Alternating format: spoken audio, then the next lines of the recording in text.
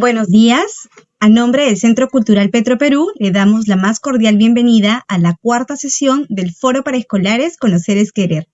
Esta vez con la participación de la mujer en la ciencia. Hablaremos sobre alimentos genéticamente modificados, un debate ético a través de la vida de Hortense Dodo y Raquel Cham. Antes de iniciar la sesión, permítanme presentarles a quien nos acompañará. Es María Ángel Paulini Padrón, quien va a estar durante las 4 sesiones. Ella es licenciada en Química, máster en Ciencia de los Alimentos, divulgadora de ciencias basadas en evidencias, conferencista y blogger.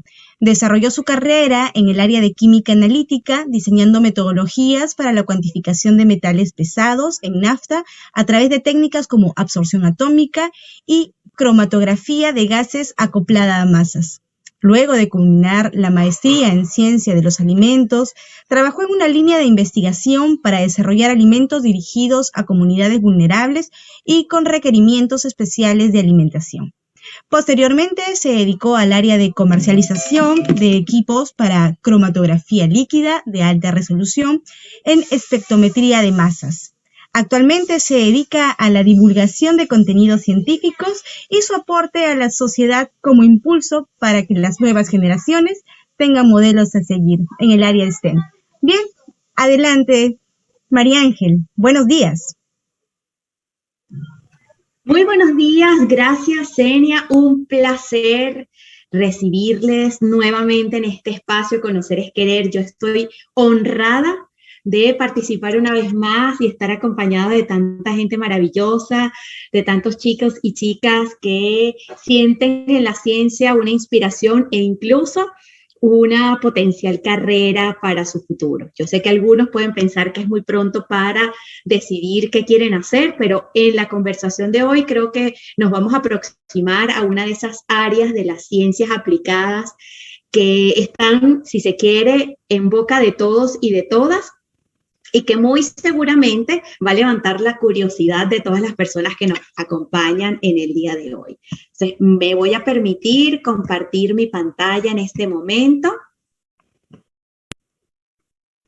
Y ahora sí, estamos compartiendo este espacio. Voy a abrir mi chat.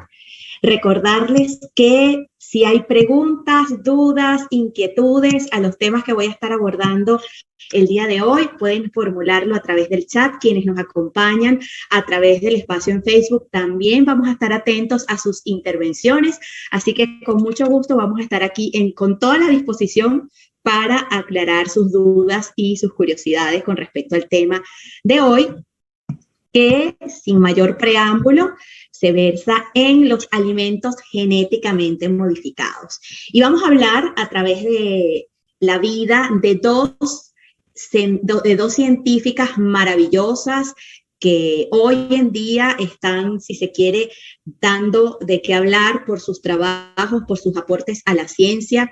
Son dos científicas con impacto social que iniciaron sus trabajos partiendo de expectativas y de necesidades muy puntuales de nuestra sociedad, sobre todo en estos tiempos en los que se hace cada vez más necesario hacer un vínculo entre la ciencia y las personas. Entonces vamos a comenzar hablando de qué saben ustedes acerca de los alimentos genéticamente modificados. Entonces les leo a través del chat y a las personas que están en el Facebook también me encantaría leerles. ¿Qué saben ustedes acerca de los alimentos genéticamente modificados? ¿Qué han escuchado? ¿Qué les han dicho? ¿Se han conversado de esto en el colegio? ¿De qué se tratan estos alimentos y qué tienen de diferentes o por qué son importantes en la alimentación contemporánea? Vamos a ver qué nos comentan.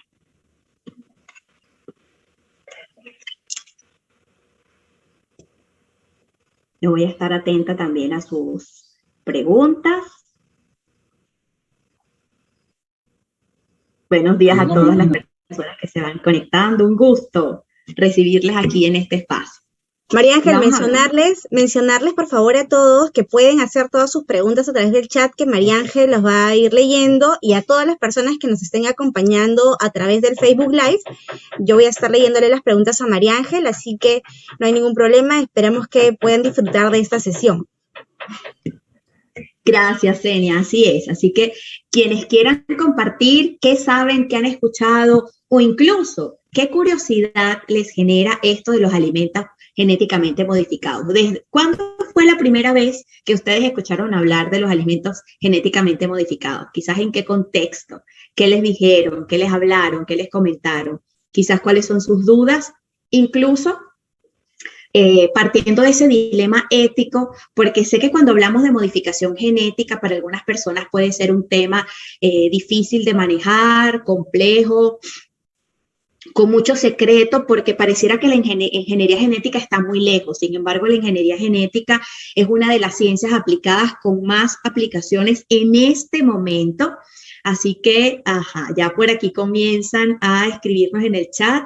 Por aquí, Rosa, nos comentas justamente que han sido modificados para las resistencias de plagas. Excelente.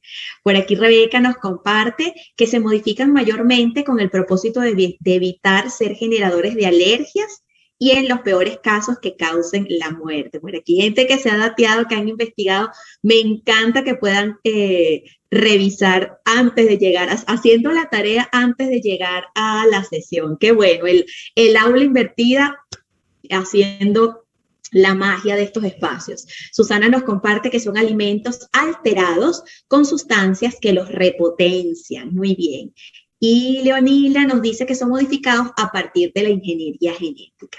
Entonces, como ven, hay mucha información alrededor de los alimentos genéticamente modificados. Me encanta que hayan podido revisar, incluso explorar ese lado, yo diría que más bien hasta positivo de los alimentos genéticamente modificados.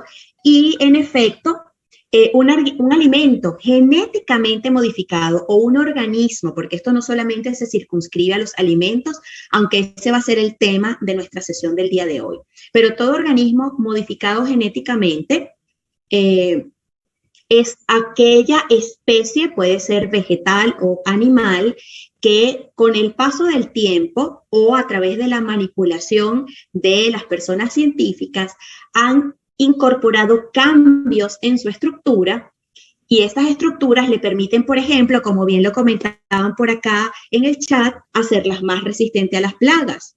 Pero incluso nosotros como especie llevamos siglos modificando genéticamente a nuestros alimentos. Y coloco al maíz aquí como ejemplo porque nosotros sin querer y hasta queriendo hemos invertido muchos años en hacer modificaciones para que ese maíz, si se quiere, primitivo, llamado el teotincle, que fue lo que le dio el origen al maíz que conocemos el día de hoy, ha sido elegido, ha sido modificado. ¿Y cómo hicieron esta modificación? Evidentemente, hace un par de siglos no existía tanta ingeniería genética como la hay hoy.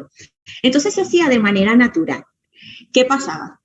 Cuando nos convertimos como especie pasamos de ser nómadas a sedentarios y comenzamos a cultivar y a cosechar nuestra propia comida, comenzamos a cosechar especies silvestres, entre ellas la del maíz. Se conoce desde hace muchos siglos esta versión del teocintle, que es ese maíz salvaje con muy poquitos granitos, o ese choclo con muy poquitos granitos, muy poco aprovechable, muy poco rendidor para hacer todos los alimentos que en ese momento se hacían a partir del maíz.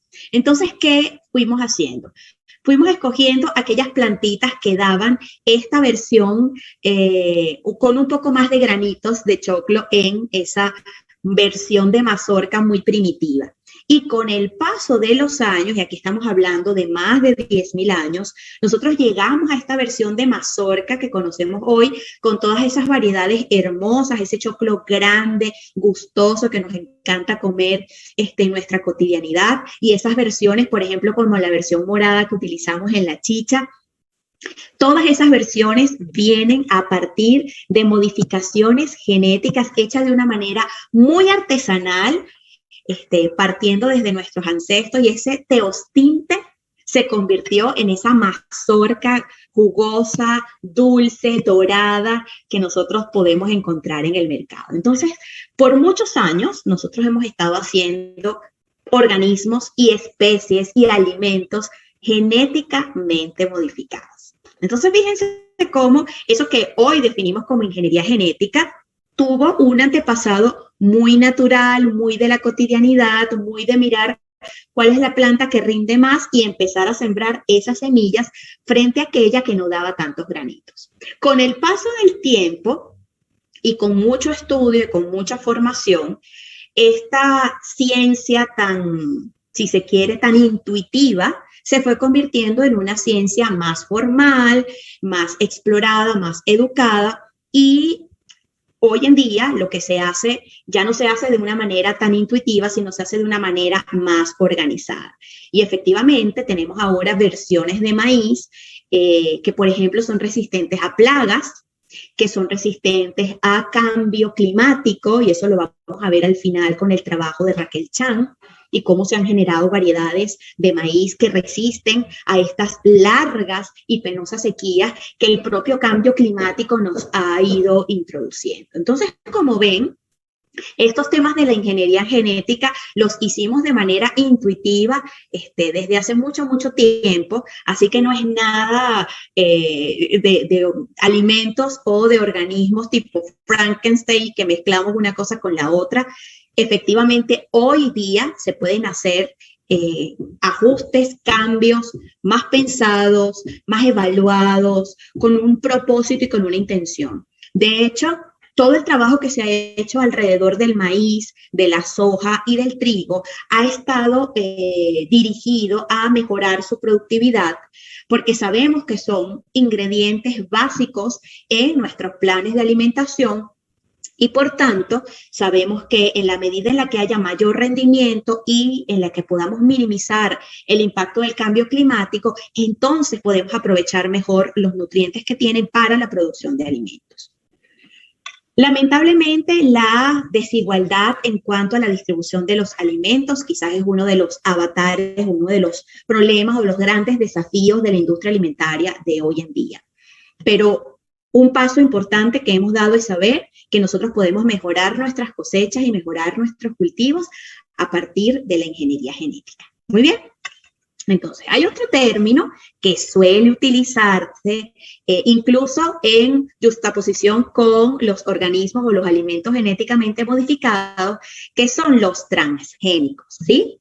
Los transgénicos, que son esos alimentos que han sido modificados genéticamente, pero que tienen la particularidad de habérseles incorporado un pedacito del código genético de una especie diferente, ¿sí? Entonces, lo que hacemos aquí nuevamente es una modificación genética, pero nos traemos un pedacito de la información, por ejemplo, del ADN de una especie y se lo colocamos a toda la cadena de ADN de la especie que queremos mejorar. Con eso, una de las cosas que se ha logrado es, por ejemplo, disminuir el uso de algunos pesticidas, porque se les introduce por ejemplo, a las especies vegetales, partecitas del ADN de algunos microorganismos que tienen resistencia a ciertas bacterias y bichos o insectos. Entonces, con eso hacemos que los bichitos que suelen comerse no solo la maleza, sino también el fruto o las flores, que es lo que nosotros terminamos consumiendo, se minimiza. Aquí, por supuesto, hay todo un debate ético. Seguramente ustedes han escuchado hablar de Monsanto.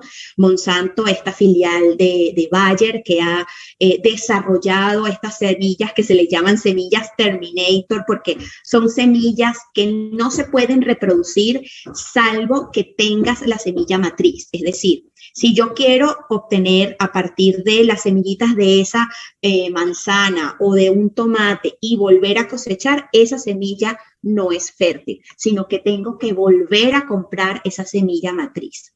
Esto es lo que genera quizás uno de los temas más contradictorios, más conflictivos y de mayor debate de la industria de los alimentos genéticamente modificados, porque circunscribe a un pequeño monopolio el poder de estas semillas. Otra de las cosas que tienen en contraposición los organismos genéticamente modificados, y en especial los transgénicos, es que se han creado pesticidas especialmente diseñados para atacar la maleza de estos cultivos y no dañar el fruto o las flores que se generan a partir de estos cultivos.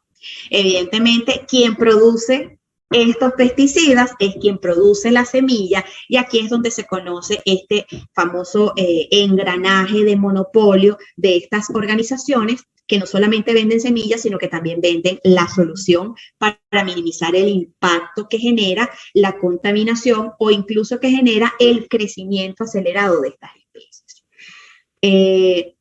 Es un dilema ético, tanto como el hecho de que muchas de estas especies genéticamente modificadas han logrado polinizar a las especies naturales o a las especies que no han sido modificadas genéticamente.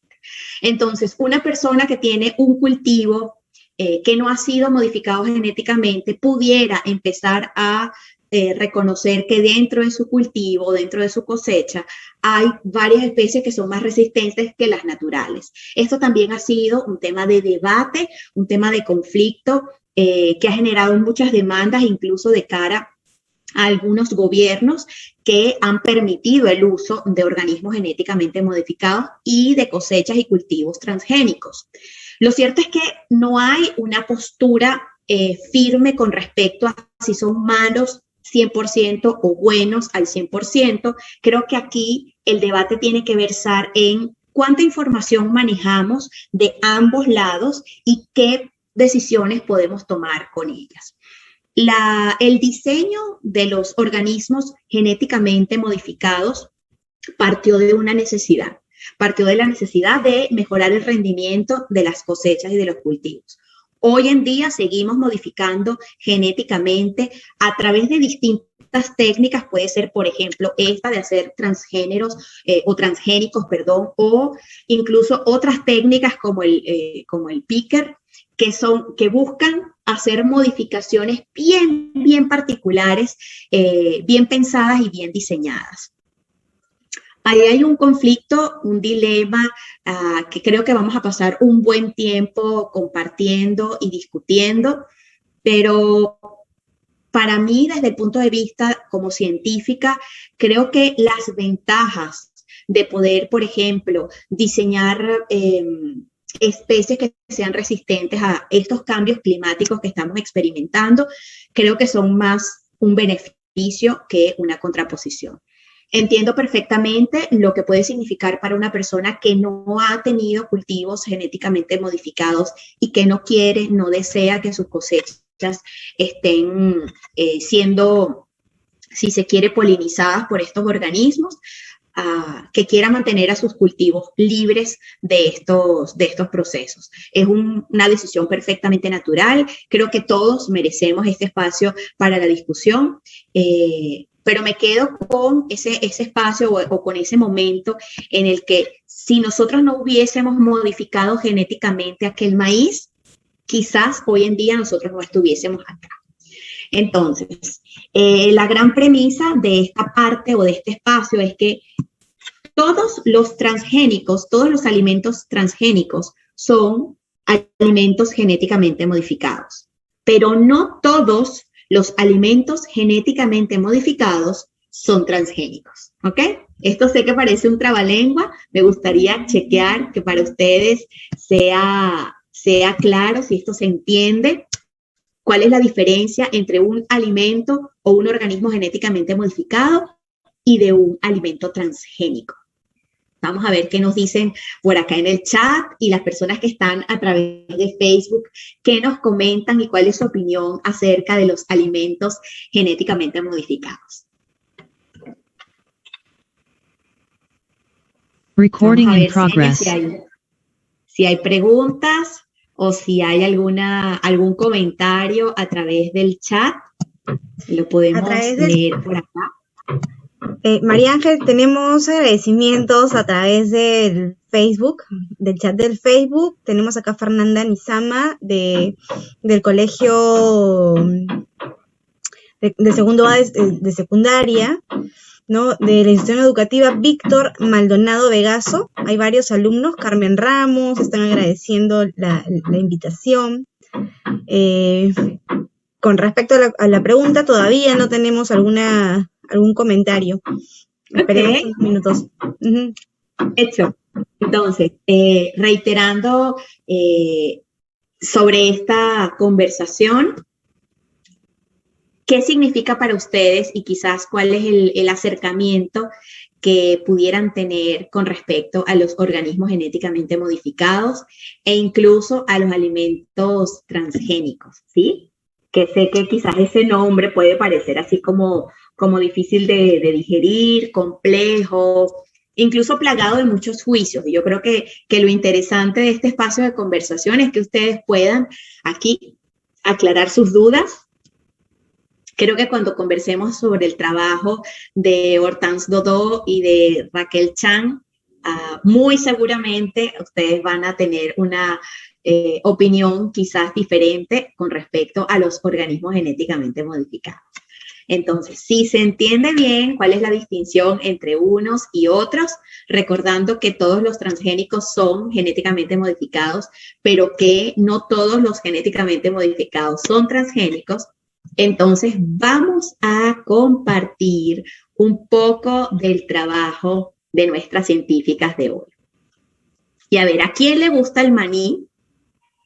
¿Y quién conoce la alergia al maní? Vamos a ver, ¿quién sabe a quién le gusta? A mí me encanta la crema de maní, untarla con una galletita, es una excelente merienda, no solamente porque nos aporta grasas de buena calidad, sino que también nos aporta una buena dosis de proteína. Mira, por aquí nos están diciendo que le gusta. Excelente. Incluso disfrutar la semilla como tal, junto con de repente una fruta, puede ser una excelente merienda para la tarde, el maní tostado, delicioso. Y además que el maní tostado nos permite además disfrutar de todos los ácidos grasos que contienen, en este caso, las leguminosas y los frutos secos. Entonces, fíjense, el maní es una de las familias de frutos secos. Si bien es cierto, no es una nuez, ella es más familia de nuestras menestras que de las propias nueces. Es uno de los frutos secos que más alergias producen en el mundo. De hecho, nosotros donde estamos hoy día somos, creo que, muy afortunados y afortunadas porque en nuestra franja se producen pocas alergias. Quizás países como Estados Unidos, Canadá, que están muy hacia el norte, y quizás países más hacia el sur, Argentina, Chile, suelen ser más proclives a las alergias, sobre todo a las alergias estacionales, y las alergias alimentarias no dejan de estar en esa lista. Rosa nos comparte que a ella le gusta el maní y que a la gente alérgica sufre de hinchazón y que la tráquea no le permite respirar. Sí. Se produce un edema de la glotis, que es el tracto acá respiratorio, y para muchas personas una pequeña semillita de maní puede significar estar al borde de la muerte. Yo cuento siempre como anécdota, en la universidad yo tenía un compañero que era muy, muy alérgico al maní y él siempre cargaba en su koala o en su riñonera un aparatito llamado, después supe que se llamaba EpiPen, que era una dosis de epinefrina, que es uno de los medicamentos que se utilizan cuando se producen las reacciones alérgicas. Yo nunca había estado en presencia de una reacción alérgica tan severa, pero la primera vez que lo vi me sorprendió. Primero, por lo rápido que progresa la reacción. Segundo, porque es acumulativo. Cuando una persona comienza a manifestar la alergia, el siguiente cuadro es más severo y el siguiente es nuevamente más severo hasta que llega un punto en el que las personas, como bien lo dice Rosa Julia, no pueden respirar, se pueden comenzar a hinchar, les falta el aire y en algunos casos, lamentablemente, algunas personas pueden fallecer. Entonces, las alergias al maní han sido una de las alergias alimentarias más estudiadas, de la que más investigaciones se ha hecho, sobre todo por la cantidad de personas que son sujetos de este tipo de alergia. Personas desde muy jóvenes, incluso hasta edad adulta, no pueden disfrutar de los beneficios de consumir el maní. Pero uno de los grandes problemas de ellos es que prácticamente toda la industria alimentaria utiliza el maní como un subproducto, porque da buen sabor, porque aporta grasas. Y muchos de estos productos no están debidamente etiquetados. Tenemos un gran compromiso con nuestras personas alérgicas porque muchos de estos productos no están señalizados, no están debidamente etiquetados. Y para un padre o para una madre, si hay acá de los docentes que nos acompañan hoy día, saben que la angustia de pensar que alguno de nuestros hijos pueda sufrir una reacción alérgica con un chocolate o con algún postre o con alguna comida siempre es aterrador. Y eso es lo que viven los padres de los niños que son proclives a alergias alimentarias, en específico a la alergia al maní. Y ese escenario fue el que le brindó el punto de quiebre a Hortense Dodot, africana, bioingeniera, que en este momento tiene su centro de investigación en Carolina del Norte, un centro de investigación donde se explora, y ahí está ella con su plantita de maní, porque uno de sus objetivos ha sido generar una versión de maní que sea modificada genéticamente para que no produzca las alergias. La doctora Dodot, consciente de las herramientas que tiene en sus manos, del conocimiento y de las posibilidades que tiene a través del cultivo y la tecnología de edición de genes, se ha puesto como objetivo hacer modificaciones en los cultivos de maní para poder desarrollar la primera versión de maní hipoalergénico en el mundo. Y todo partió desde una experiencia con una familia cercana. Ella, en algunas de las experiencias públicas en las que ha tenido oportunidad de hablar y que he tenido, bueno, el privilegio de escuchar, ella cuenta que en su país, en África, el maní se consume como muy cotidiano y que además las alergias al maní prácticamente no existen. De hecho, hay países donde esto prácticamente no se conoce, donde las personas ni siquiera saben que existe una alergia al maní. Posiblemente muchos de ustedes que se conectan hoy día a través de Zoom y a través de Facebook, quizás nunca habían escuchado hablar de la alergia al maní, pero quizás uno de ustedes conoce a alguien o ha escuchado o ha leído de casos de personas muy sensibles a los frutos secos, a las nueces y específicamente al maní. Uno de sus compañeros de trabajo en el instituto le comentaba, bueno, lo difícil que es alimentar a sus hijos que son alérgicos al maní. Y ella no podía creer cómo era posible que algo tan delicioso, algo tan nutritivo y que en su país es un alimento cotidiano, pudiera generar una alergia tan severa y que pudiera generar una situación tan difícil de abordar. Conociendo esa experiencia, ella decidió justamente comenzar a hacer una fortificación de las plantas de maní para tratar de cambiar la proteína que produce la alergia en las personas que son sensibles. Y esto, ahorita que lo decimos, parece que fuera muy simple de hacer, pero hace unos 20 o 30 años atrás era casi impensable. Las evaluaciones de la ingeniería genética y la tecnología de la edición genética es una nueva tecnología que está en este momento, si se quiere, como punta de lanza en todos estos temas o en estos institutos de mejoramiento de las especies, y el trabajo justamente de Hortense Dodot es finalmente llegar a una cosecha de maní que pueda ser consumido por las personas sensibles y que no les genere ningún tipo de alergias. Como comprenderán, aquí hay también un dilema ético: ¿cómo probamos que verdaderamente esto no genera alergias? Y entonces están los ensayos in vitro, que se hacen en el laboratorio para probar, bueno, esa proteína a la que son sensibles muchas personas, muchas células, y que pudieran finalmente llegar a una especie que verdaderamente se pudiera comercializar. Entonces, imagínense la posibilidad, no sé si hay aquí personas que sean alérgicas, pero imagínense la posibilidad de tener el privilegio de comer una crema de maní o de disfrutar una buena bolsita de maní tostado sin el peligro, sin el riesgo, sin el temor de sufrir una reacción alérgica, un edema de glotis o incluso una hinchazón, que es como comienzan estas reacciones alérgicas. Entonces, es bien gratificante. Y como científica yo me siento realmente orgullosa de saber que lo que hacemos como ciencia, lo que hacemos en el laboratorio puede tener un gran impacto en las personas que están allá afuera.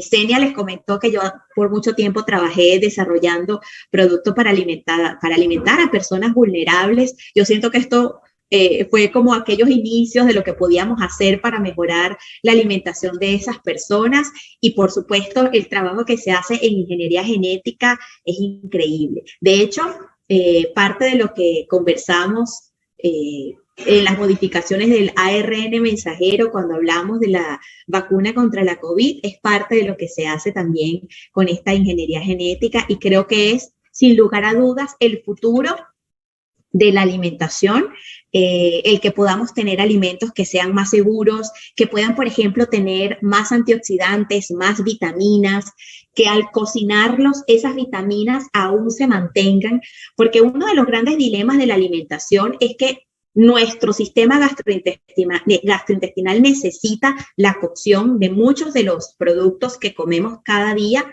para poder asimilarlo y para poder digerirlos. Hace un rato por allí Rebeca nos decía que el maní tostado, de hecho, es la versión para comer el maní, porque así nosotros podemos disfrutar de todos los ácidos grasos. Si nosotros queremos consumir proteínas de origen animal, como la carne, pues lo ideal sería cocinarla, porque comerla cruda no solo nos expone a bacterias para las que nosotros no estamos preparados, sino que también nos hace o nos genera cierto disconfort, porque nuestro sistema gastrointestinal tiene que trabajar aún más. Entonces, imagínense la posibilidad, y esto está, mi gente querida, a la puerta de la esquina con la tecnología de edición, siempre llevado de la mano de un componente ético, de un componente respetuoso por las especies. Sé que para algunas personas, por ejemplo, algunos insectos no resistan a estas especies, o que no puedan alimentarse de estas plantitas puede significar quizás hasta su extinción. Eso es un dilema que se sigue evaluando, que se sigue explorando. Pero de hecho me quedo más con la versión del vaso más lleno que vacío. Lo que podemos lograr, si se hace bien, si se hace con conciencia, si se hace con respeto por el resto de las especies y por el resto de las personas, creo que puede ser bastante productivo. Entonces, en palabras de Hortense Dodot, el trabajo de las personas científicas no es tanto ganar dinero, sino identificar un problema en la sociedad y encontrar una solución para ese problema. Y esto ha sido lo que ha dirigido el trabajo de Hortense y de todo su equipo, de una gran empresa que ahora es líder en la modificación de especies con propósitos sociales, con propósitos ambientales, ¿sí? Si hay dudas o preguntas, recuerden que tenemos disponible el chat a través de Facebook y también el chat a través de la plataforma Zoom para quienes están con nosotros acá en la sala. Alguna pregunta o duda o inquietud que tengan acerca del trabajo de Hortense Dodot, bienvenidas sean en este momento. No sé si quieran saber un poco más acerca del trabajo de Hortense. Yo la admiro muchísimo, me parece que es una dama increíble, además con un corazón, bueno, enorme y con una sensibilidad social maravillosa. Escucharla hablar te llena de regocijo, porque con todos los títulos y con todo el conocimiento que maneja, para ella lo primordial es el beneficio de las personas que se van a ver si se quiere, premiadas o beneficiadas con estas modificaciones genéticas que se hacen a través de su empresa Ingelheim, ¿sí? Pues bien, vamos ahora a compartir algo de la historia, de la vida, de otra científica más cercana a nuestra latitud, que es Raquel Chang. Y aquí hago la pregunta, ¿ustedes se imaginan una planta que resista la sequía? Ya en otra edición de Conocer es Querer hemos hablado del cambio climático, de las implicaciones que esto conlleva. Quizás de las cosas que no hemos hablado y que tiene pertenencia con el trabajo de Hortense Dodot es que muchas de estas plantas sobre las que ella trabaja han sido muy golpeadas por las grandes sequías o incluso los grandes aluviones que se han ido produciendo a lo largo de los últimos años. Creo que todos y todas aquí estamos conscientes que la temperatura ha cambiado, que el clima ha cambiado, tenemos inviernos más duros, veranos mucho más calurosos. Ahora que estamos en las postrimerías de nuestro verano, bueno, vamos a ver cómo nos va porque sabemos que el clima ha sufrido unos embates importantísimos y ya nosotros estamos en capacidad de sentirlo. El hecho de que la temperatura global, la temperatura promedio, se esté por incrementarse en 1 grado Celsius, implica que el nivel del mar pueda incrementarse porque muchos de los glaciares se están descongelando y eso tiene unas implicaciones para nosotros como individuos, como parte de vida acá en el planeta Tierra, que hay que tomar en cuenta. Y uno de los problemas que incluso lo podemos mirar en las noticias son estos grandes periodos de sequía.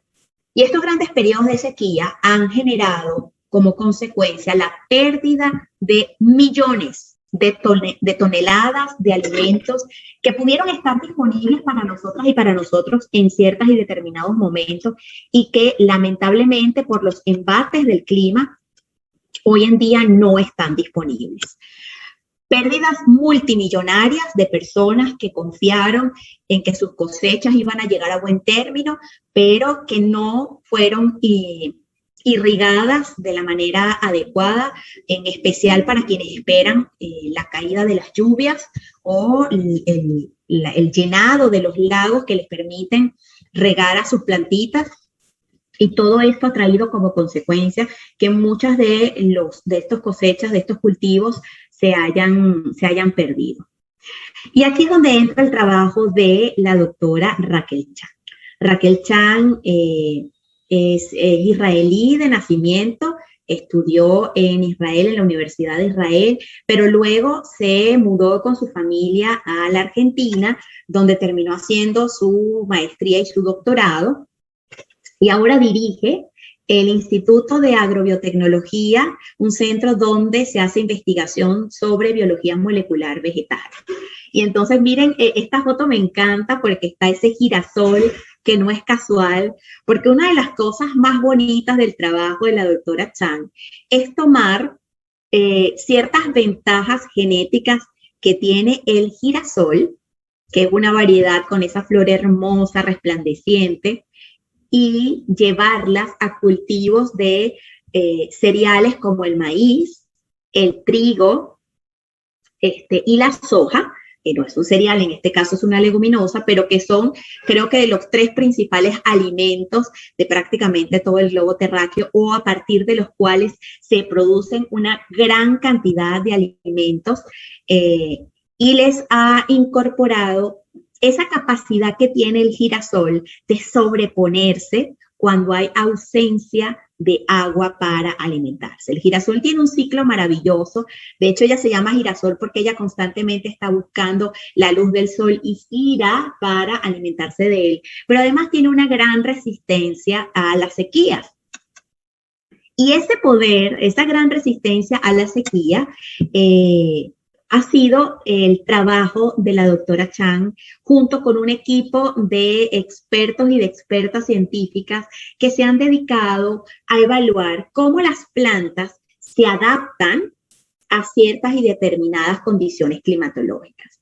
Entonces, el girasol tiene una particularidad de adaptarse muy fácilmente a condiciones adversas, en especial a condiciones en las que hay poca irrigación del agua, ¿sí? Entonces, ellos lograron aislar el gen HB4 que tiene el girasol o la planta de girasol y se lo han injertado a las plantas de soya, maíz y trigo para darle a estos cultivos, uno, mayor resistencia frente a las sequías, pero además la capacidad de germinar con mayor productividad cuando están en esas condiciones adversas.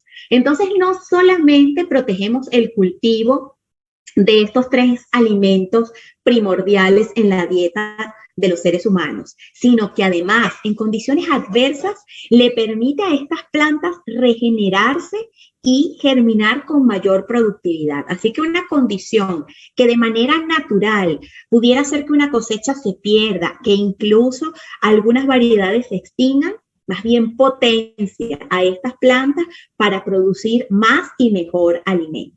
Entonces, imagínense el impacto que tiene el trabajo de la doctora Raquel Chan sobre la posibilidad de producir más y mejores alimentos. De nuevo, el debate ético está planteado porque, si bien es cierto que hoy día producimos alimentos suficientes para alimentar a prácticamente todo el globo terráqueo, la verdad es que la distribución de esos alimentos no ha sido equitativa. Y el pronóstico para año 2050 es que nosotros vamos a necesitar posiblemente entre 50 y 70 millones de toneladas más de alimentos para poder alimentarnos a todas y a todos. Entonces, imagínense el desafío frente al cambio climático y frente a la gran cantidad de personas que cada vez están poblando nuestro planeta Tierra, porque justamente tienen mayor potencialidad de vida, porque generamos espacios donde las personas duran más tiempo, donde nosotros podemos llegar a una vejez en salud y en bienestar. A todas esas personas hay que brindarles alimento. ¿Y cómo lo hacemos? Bueno, la modificación de los genes de estas especies.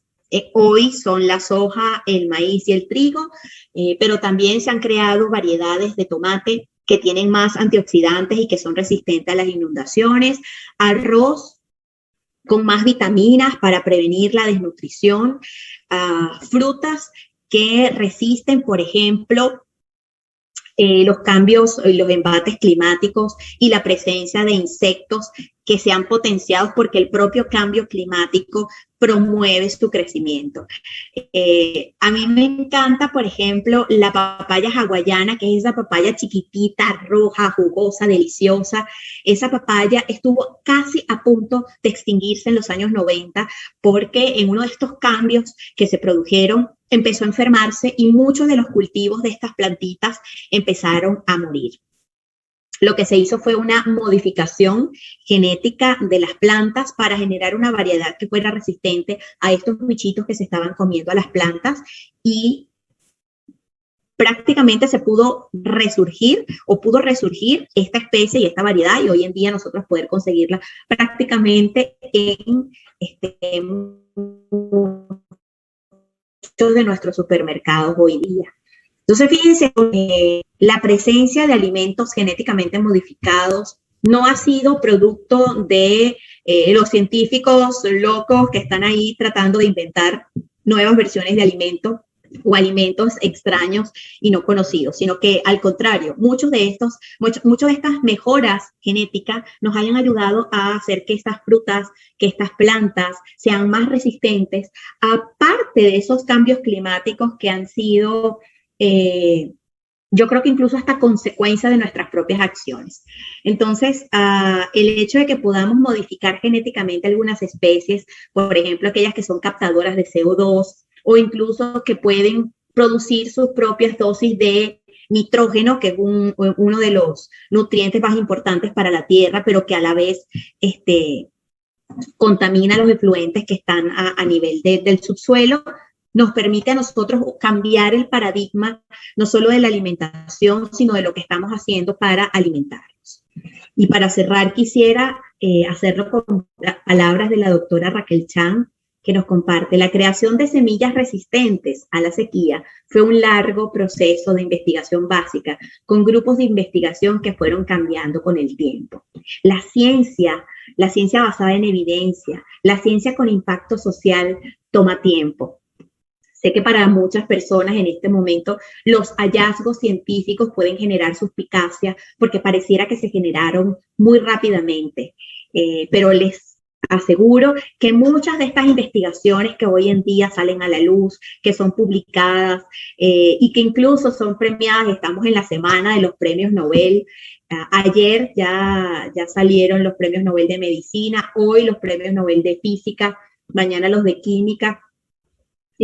Todos esos estudios, todas esas personas que hoy en día están siendo celebradas y motivadas a través de estos premios, han tenido una larga carrera, incluso con equipos de investigación que han ido cambiando en el tiempo, incluso propuestas de científicos y de científicas que no vieron los resultados, pero que fueron pioneros y pioneras en el desarrollo de las semillitas que hoy día se están cosechando en estos avatares de la ciencia. Entonces, creo que a manera muy reflexiva, la ciencia con impacto social siempre ha estado con nosotros. Creo que es un compromiso de nosotros, las personas científicas, de estar más cerca de la sociedad, de estar más cerca y de hablar más de lo que estamos haciendo y de cómo lo que estamos haciendo tiene un impacto en cada una de nuestras tareas y en cada una de nuestras cotidianidades. Así que yo quiero agradecerle al equipo de Petroperú por esta maravillosa oportunidad de hablar a través de la vida de mujeres científicas, cómo estos avances de la ciencia nos están permitiendo llegar a más y mejores personas, a mejorar la calidad de vida. Y bueno, quisiera cerrar con esta pregunta: ¿qué se llevan de esta sesión del día de hoy? ¿Qué opinan de los organismos genéticamente modificados, incluso de los alimentos transgénicos, de haber luego escuchado estas dos grandes historias de estas mujeres científicas? A ver, ya por aquí se los activaron en el chat, me encanta. Juliana nos pregunta: ¿qué acciones se podrían realizar como complemento de estas investigaciones desde la ciudadanía para poder ayudar a las distintas plantas? Uy, Juliana, me encanta esa pregunta porque siento que hace una sinergia enorme entre lo que nosotros hacemos en el laboratorio y lo que hacemos como personas en la cotidianidad. Mira, creo que abrir espacios como estos es una primera acción que no solamente es la puerta de entrada, sino que también nos permite ser consumidores y consumidoras más informados. Quizás al inicio de esta sesión muchas personas pensaban que los alimentos transgénicos eran una suerte de veneno, porque además cuando ustedes googlean alimentos transgénicos lo que vemos son unas imágenes así todas difíciles de digerir, con alimentos, con unas jeringas y unas inyectadoras que están bien lejos de la realidad. Y el que podamos tener estos espacios para hablar de lo que es en verdad un alimento genéticamente modificado ya es un avance. ¿Qué podemos hacer nosotros como sociedad? Con esta información, convertirnos en agentes multiplicadores de la información. Cuando alguien hable de organismos genéticamente modificados, plantearles estos nuevos paradigmas y plantearles estas nuevas situaciones que se están llevando a cabo en los laboratorios. Y esa última acción que nosotros podemos hacer, Juliana, y hoy hablando de alimentación y de alimentación a través de productos que han sido mejorados genéticamente para mejorar su rendimiento, es que nosotros podemos ser más conscientes de lo que ha costado que la comida que tenemos hoy en nuestras alacenas llegue a ese lugar. Toda la cadena productiva, desde esa persona a la que se le ocurrió: vamos a generar un maíz que sea más resistente a los insectos o que sea más resistente a la sequía, pasando por las personas que desarrollan estas semillas, que pasan años probando hasta que la semilla verdaderamente genera estas plantitas resistentes. Luego aquellas personas que cultivan y cosechan ese maíz o esa soja o ese trigo o esas frutas. y luego quienes la colocan en ese supermercado, hasta que nosotros tomamos la decisión de comprarlos y llevarlos a nuestras casas. Disminuir, minimizar las pérdidas de los alimentos en nuestros hogares, creo que hoy día es la mejor acción que nosotros podemos generar para hacer este círculo virtuoso que comienza desde la idea y que se materializa en nuestros platos de cada día. A ver, por aquí tenemos otro comentario de Rosa Julia. Sería un muy buen tema, aprenderlo sería importante tanto para la generación de ahora como para las siguientes, pues se implementará mucho más. Sin lugar a dudas, Rosa. Y parte de este espacio de conversación justamente está hecho con esa intención, que ustedes que están comenzando conozcan esto que ya está en sus anaqueles, perdón, y que está en disponibilidad para ustedes, porque esto para muchas personas se puede convertir en el alimento del futuro. No sé si Senia, si hay algunas preguntas o comentarios en Facebook.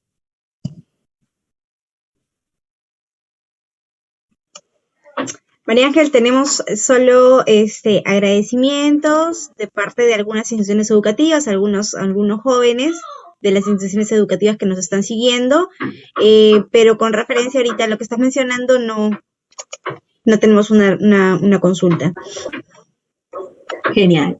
Bueno, creo que ha sido un tema bien interesante que quizás nos ha dejado así como que sorpresa, no sabía que había una parte quizás buena y tan altruista de los alimentos genéticamente modificados, así que bueno, para mí agradecerles este espacio, Senia, Julio, al Centro Cultural Petroperú, por esta oportunidad, bueno, y este ciclo que recién comienza y que vamos a estar haciendo todos los martes del mes de octubre, para hablar de la ciencia con impacto social a través de la vida de mujeres científicas.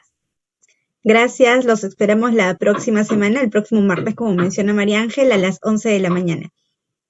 Muy buenos días.